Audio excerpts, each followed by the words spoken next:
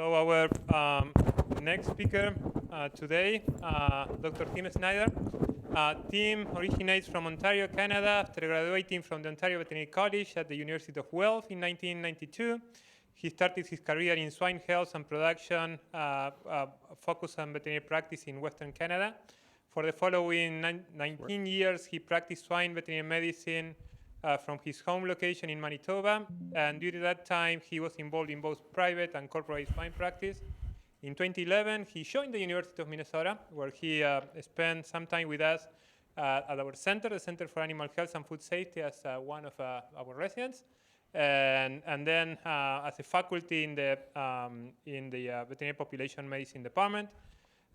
In January 2015, he joined the PIC North America, with responsibilities including health assurance of the upper Midwest and southwestern Ontario in Canada.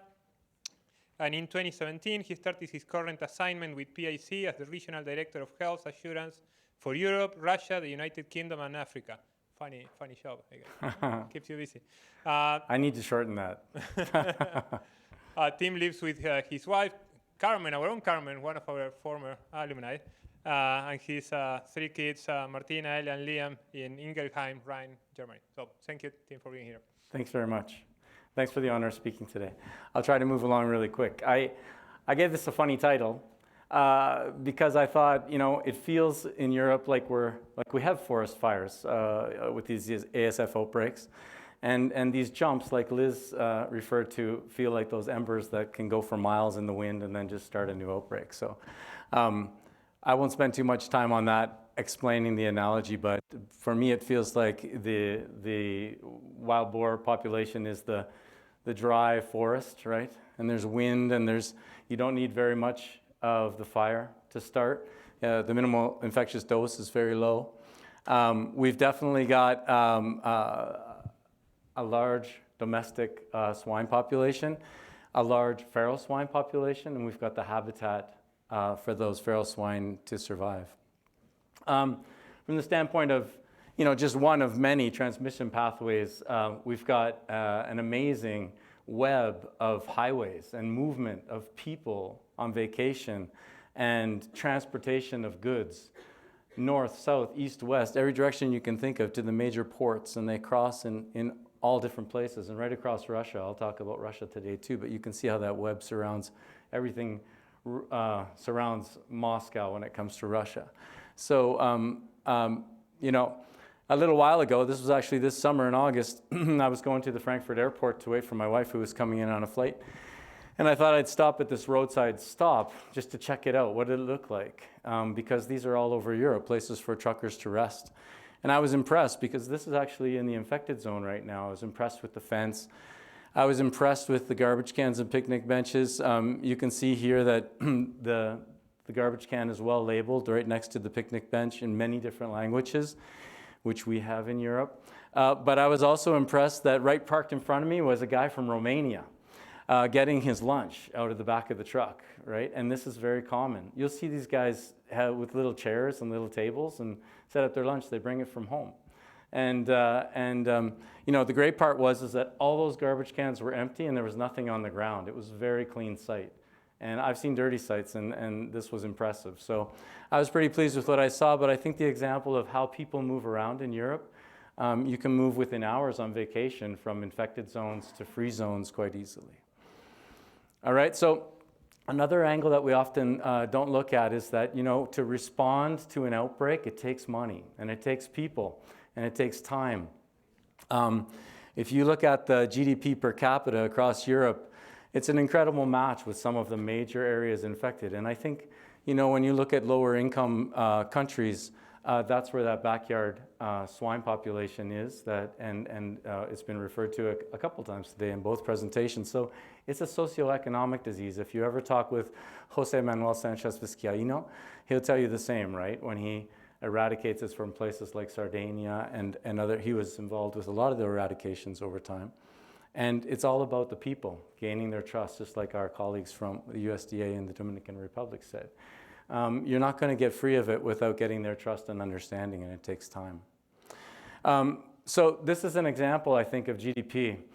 if you look at the time from 2021 to 2024 in Poland and Germany, right on the opposite side of the border from each other, you can see that the money and the funding in Germany and that average GDP is high in Germany, right?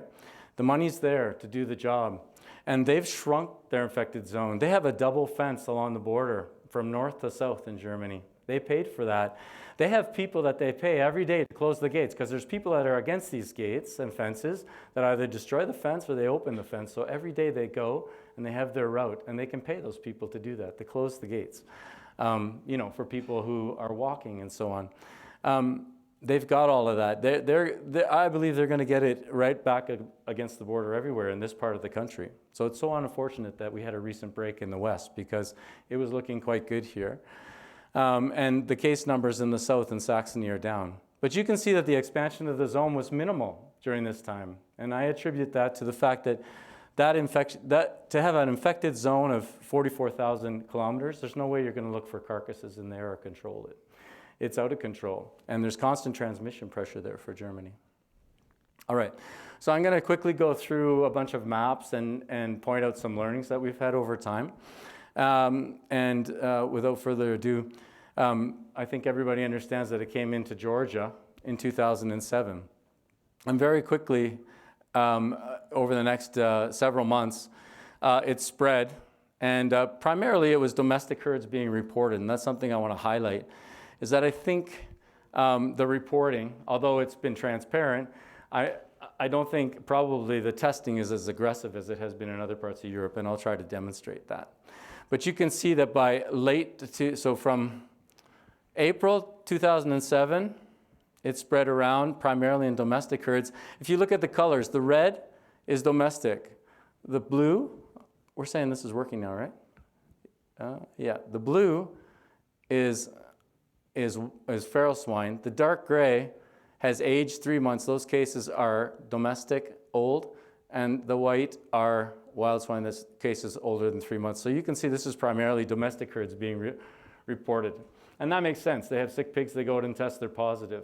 But there's probably a high likelihood that there's a fair number of feral swine breaking as well. So I don't always trust reporting depending on where it is, and I'll show you a little bit more about that. So here, by the following September, in 2008, you can see that Russia had detected several domestic herds here and some wild swine. But this is the big one I want to show you, is that over 1,000-kilometer jump just north of Kazakhstan is pretty impressive. And that's one of those embers flying, right? And somehow it got up there. And it wasn't the wild pigs that took it there. It was the people. More domestic herds being reported, right, and detected. But here, another large jump over 2,000 kilometers to St. Petersburg. And we continue. What I wanted to show here was I showed that graphic of highways in transportation routes. There's also railways and so on that move here. And I think sometimes there are times when we see linear patterns. There's been some papers that show that as well. So what causes that, I'm not sure, but certainly there's a lot of people along those highways. There's domestic farms for sure. And you can see that there's I think army movements as well was one of the things that was told to me when I used to visit Russia, is that they take food around, and those garbage cans and roadside stops aren't always as well monitored and taken care of in other places in the world. Then you can see in Belarus. Now, Belarus has not reported many cases, right, over their time since the beginning of this outbreak. And that'll become more obvious with the other slides. But there's a large jump to Belarus and also into Ukraine down here.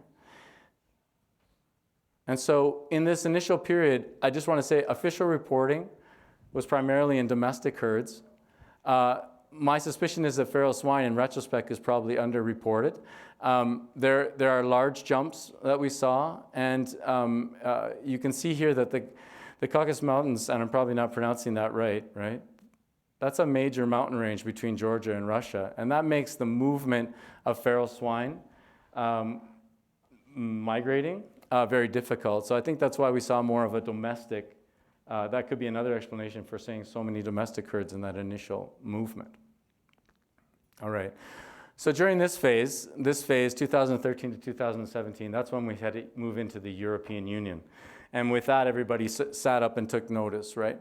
And that was when it moved into the Baltic states, Estonia, Latvia, Lithuania. They're up here along the Baltic Sea, okay? This is a little Russian enclave, and this is Poland. So you can see feral swine are being reported, and there's a very good chance that that's migration, because I believe that it's highly likely that Belarus would not have been reporting. That becomes more and more obvious. You can see it over time as we get more reporting in the Baltic states and little reporting in Belarus, and here it becomes even more obvious. So it's very likely that here and here that the number of cases are as high as here, but now we have an EU country, probably with a lot of EU support, right, and expertise, and a lot of testing going on. And during that time, there was even studies done on the migration in feral swine and how fast it moves over time in a feral swine population. And again, still, many domestic breaks being reported in Russia and also in Ukraine. You can see at that time, back in 2016, there was a lot of reporting being done. But here we have transboundary pressure, right? This winter of 2017. And that was impending doom, I think, for Western Europe, right? When we saw, in these countries where perhaps there may be under-reporting because of economics and so on, to see it right on the border of Moldova and Romania here. This is a triad here of Hungary, Romania. There's trouble coming. And then, of course, that summer, actually, the first month after I arrived in Europe for my new job there is when this happened. That outbreak changed everything for us. So just in summary, these are similar findings to what I reported before, but an interesting contrast between non-EU and EU reporting. Absence of reporting in Belarus, long-distance transmissions still being seen. These are the notable ones.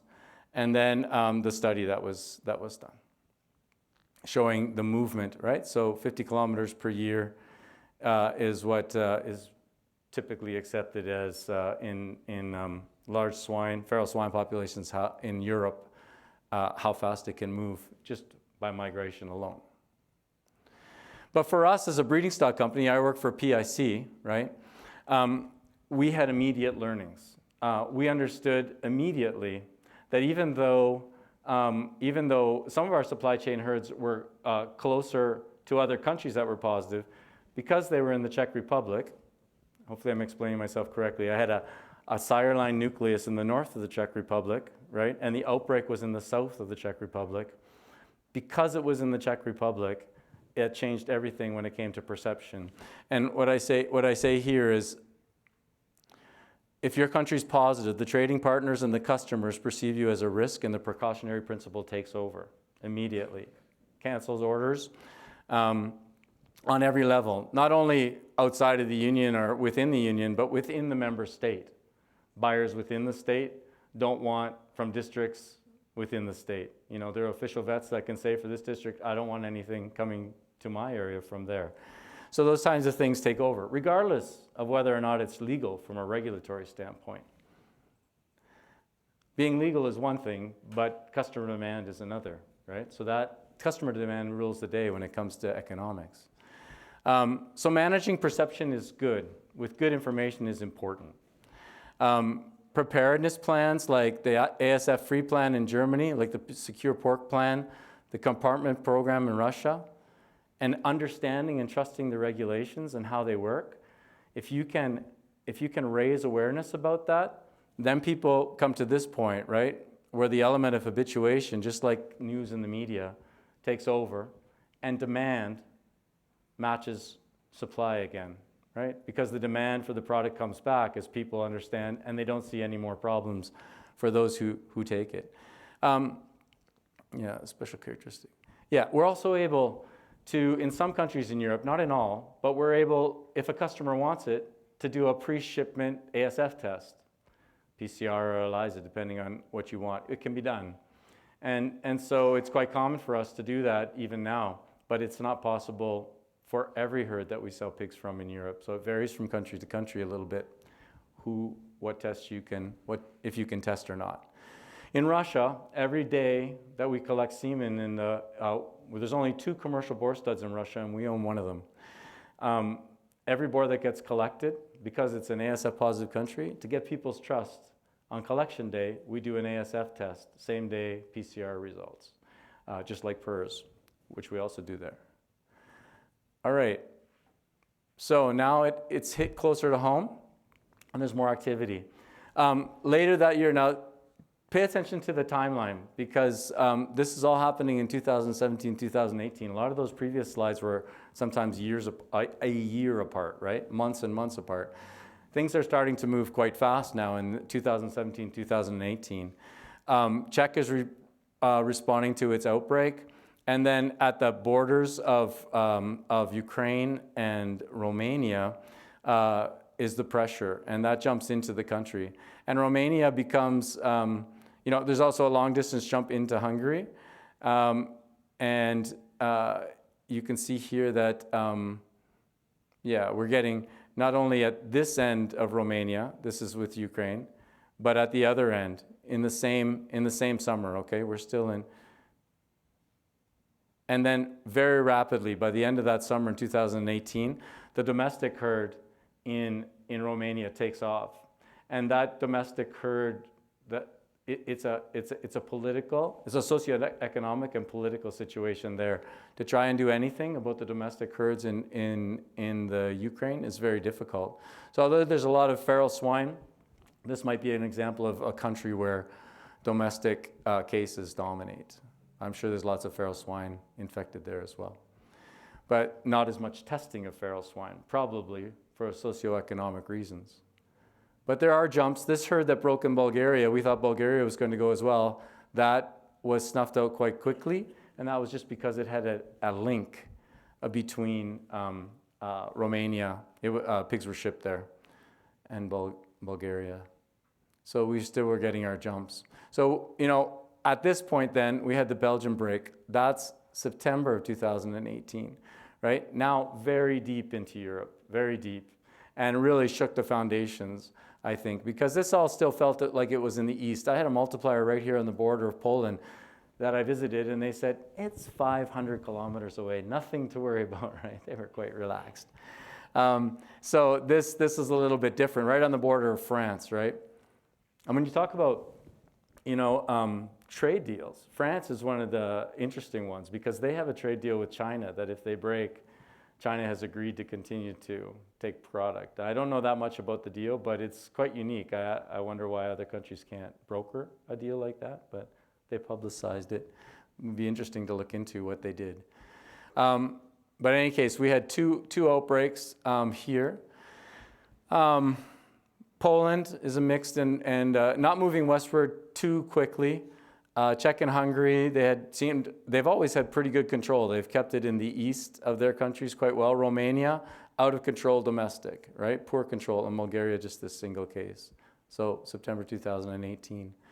This was the one that also made Germany stand up and take notice because this was right on the border with Eastern Germany. And that happened in November 2019. An animal was killed and tested from an accident. By the way, the main area of domestic large herds is right in the center of Poland. So this is more backyard, wild. This is where the big herds are. And then this is less dense on this side, but there are definitely farms there. And of course, from us, from a PIC, from a company that's doing breeding stock sales in this part of the world, I started counting kilometers between the infected zone in western Poland and our farms in northern Czech Republic and eastern Germany. So we were starting to get prepared for doing business with those specific areas and what it meant. So right now, last week, I spent most of my time writing actually a surveillance program to propose to some Italian officials because one of our boar studs is on the verge of going into zone 3. It's currently in a zone 1, which is just like the negative zone, but it's what we call a buffer zone. Okay, so right now, it's no problem, no controls.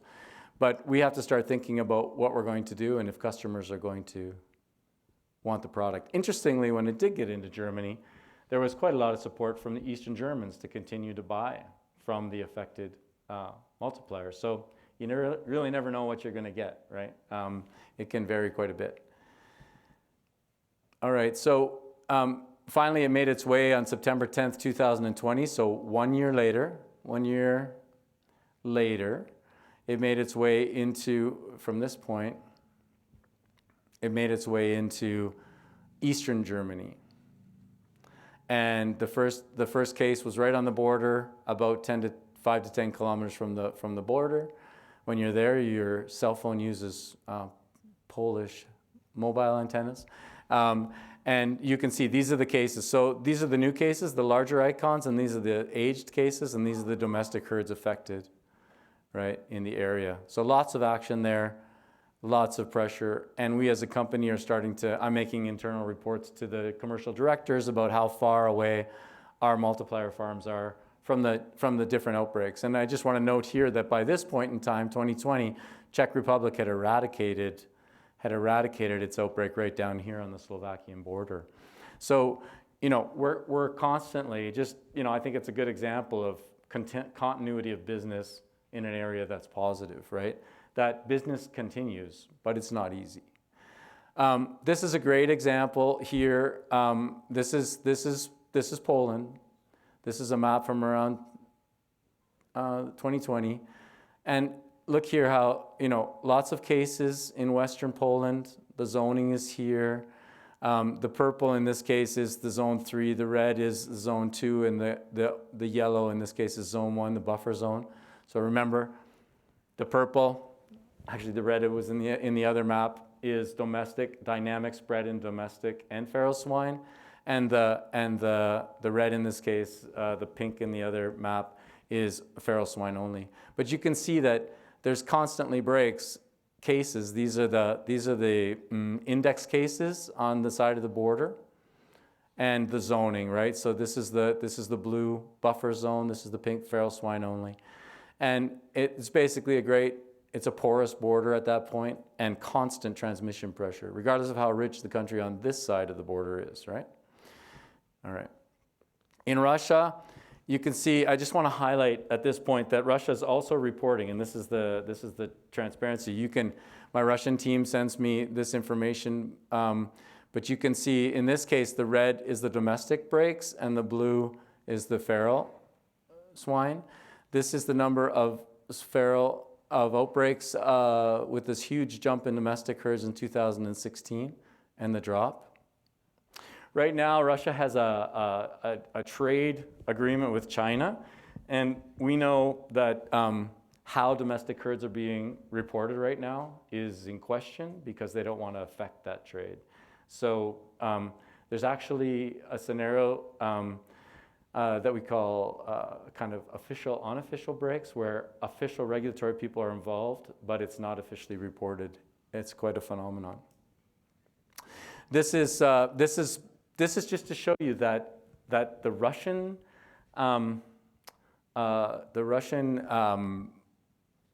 pork production continued to grow, regardless of all the African swine fever going on. And I heard the Russian Minister of Agriculture speak in Berlin in 2018, I think it was. And he was basically just chuckling at this idea of eradicating it from feral swine. They saw no need to do that. He had total faith in their ability to respond and protect a domestic herd. So that's not their philosophy, right? You know, not everybody thinks the same way. And he felt that they had a strong record of a strong and powerful domestic herd production, right? So we have different paradigms across the globe. Just to remind everybody that, of course, eradications can happen successfully. This is the Czech Republic. The red is the cases, the actual cases. The blue is the negative testing. And you can see it takes 1 year to be declared free. So 221 cases over 39 weeks. And that's how long it took Czech Republic. A very small infected zone. We're just talking an infected zone of, well, I have another graphic I'm not going to show, but small square kilometers, right? And this is Belgium, a little bit bigger. 60 weeks, 883 ASF cases. In both cases, the countries decided to euthanize the domestic herds in the infected zone. They felt that was best, and the industry supported it. It was industry-level action. So they had no domestic herd breaks, which I think which boded well for them, right? But not every country can take that approach. Certainly Germany can't. It's too many herds. But they had very few herds. They were lucky because it was a low domestic herd density in the regions where the outbreaks occurred, and that was huge, but a high feral swine. All right, so eradications are possible. Romania highlights the socioeconomics of the backyard outbreaks. Russia highlights industry growth. Transboundary spread continues. This is a big one where unchecked outbreak meets well-funded response. And you talked about the high number of official veterinarians in Poland, but it's still, the infected zones are just, I think, too big to try and get the groundswell of personnel they would need to properly eradicate. How a vaccine could be used for feral swine would be interesting in that scenario. If you could somehow cut down on the actual feral swine cases and infected carcasses. Right, and so now in the end, I've made a couple graphics just to try to be summary graphs and then show you some interesting observations that have happened more recently. West Poland, it's a constant source of migration for both Germany and Czech Republic. These are graphs put on here. This is from today's interactive maps. So Czech Republic is involved in this zoning right now, and this is the Eastern German side. So there's limited spread in the east of the country. I should have just put Poland, not West Poland. And then in Germany, they've had a few domestic herd breaks, one right on the border of the Netherlands, one right on the border of France. That really struck fear in a lot of people, but it probably increased overall, we thought, domestic herd biosecurity. But this outbreak here, which happened this summer, has in the Frankfurt area, has shown us that small domestic herds still lack biosecurity in Germany because there's been a number of those, and that's why the red zoning. And then this outbreak here, Italy has put a lot behind trying to control that. This Parma's right here. Parma's right on the edge of the blue zone here. So their heavy pig production of the Parma ham is in this region. And our boar studs are just to the north and just to the east of this zone. And this summer there was a large number of domestic herds, some herds as large as 3,000 sows. I think there was a 7,000 sow herd that broke in this area here. So several companies were affected, and that's why the red zoning developed here this year. But there's not that many feral swine cases moving north. This is only 60 kilometers, maybe 40 kilometers from the French border. So France's preparedness, and I won't have time today to talk about it, but it's amazing what France is doing when it comes to testing along the border, preparing farms and so on. And what they did, and that's just an extension of what they did with Belgium. So France has been extremely impressive. Sweden, it's going to be the fastest eradication ever. It's actually, the arrow doesn't go to the right place. It's going to be it's already applied for negative status as of this month, I believe, or they should be declared negative shortly. So that went extremely fast. Czech Republic, very low case levels right now, and they use the army there.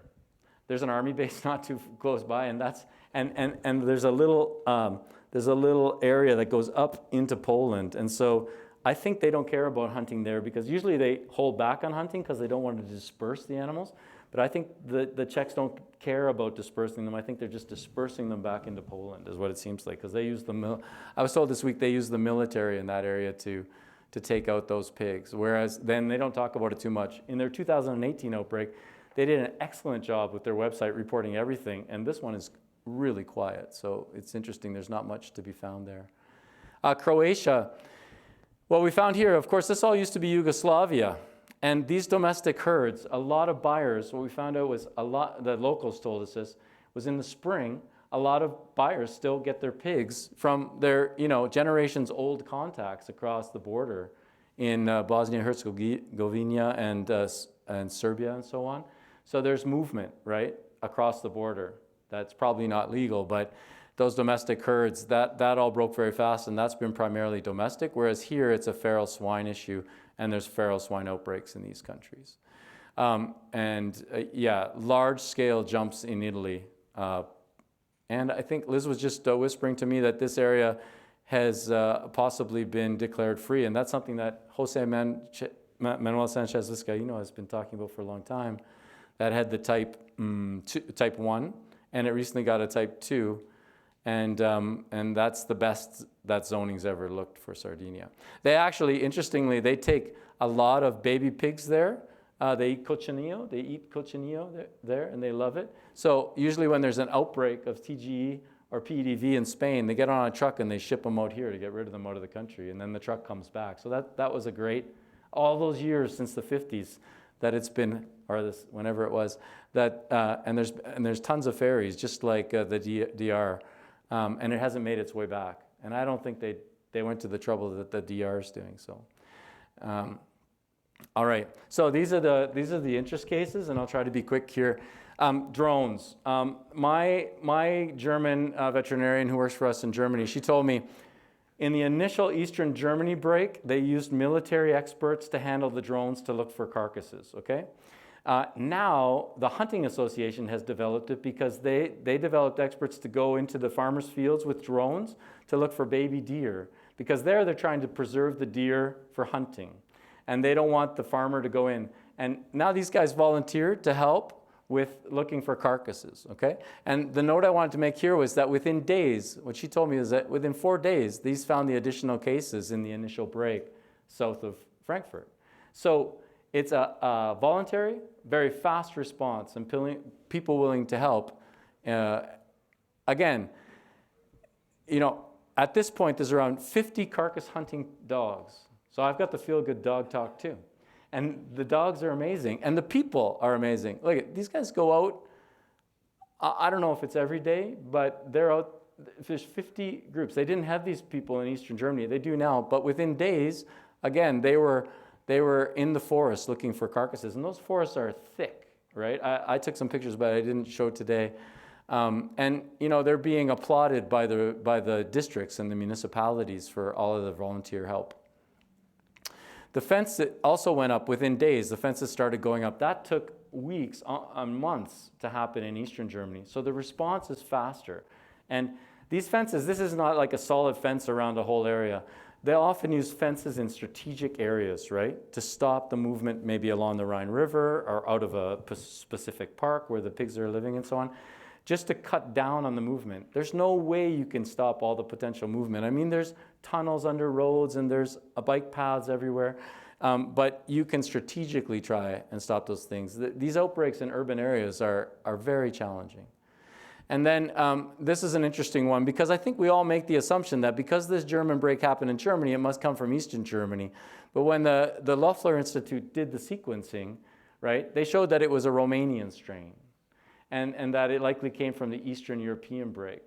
So that was one of my questions for the DR group: is have you done the sequencing and the history of where the isolate came from? So, you know, these types of things are extremely valuable in working out the outbreak investigation.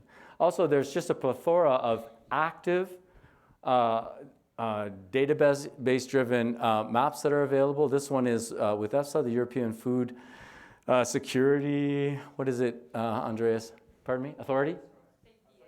Safety Authority? European Food Safety Agency, thanks. I'm a Canadian working in Germany. I miss that sometimes.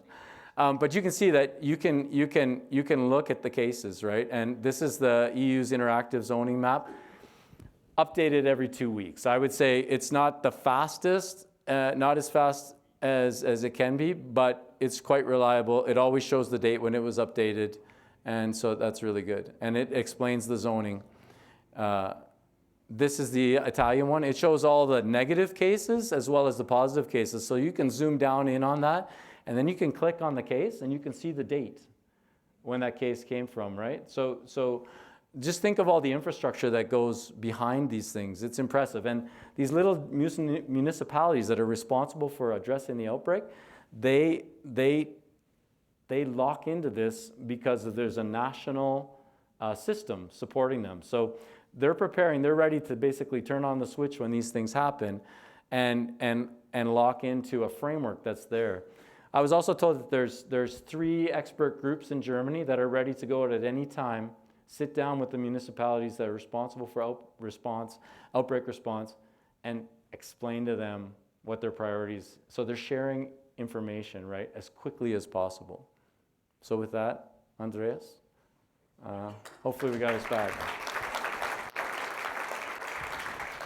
Thank you so much, Tim. We have time for one question for Tim before we move to a coffee break.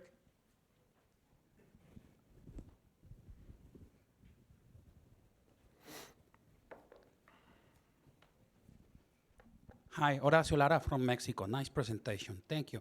Thank you. What is your point of view about the new strain, the recombinant strain that recently was discovered in Russia? You think this is a different perception of the disease, worse, less? What do you think about that? Well, I think Liz commented on it before, and I don't know much about it, to be completely honest, but I think it makes sense that, well, my understanding of the vaccines that were used in China, right, were sort of unvetted, right? They, at least in Vietnam, you know, there's a little more focus and visibility on what's happening there. People want to watch and see what happens with that vaccine, but it seems like at least we can to some degree. Whereas in China, it seems like it was let out of the box a little bit early. So it makes sense, especially when you look at, I mean, I'm not a virologist, and probably Declan can talk to that question even better than me, right? But in my simple clinical practitioner mind, it's, you know, that kind of thing seems like it could drive those types of changes. But I'm not the guy to ask, I'm sorry. Okay, thank you so much again, All right. Tim. Thank you. Great presentation.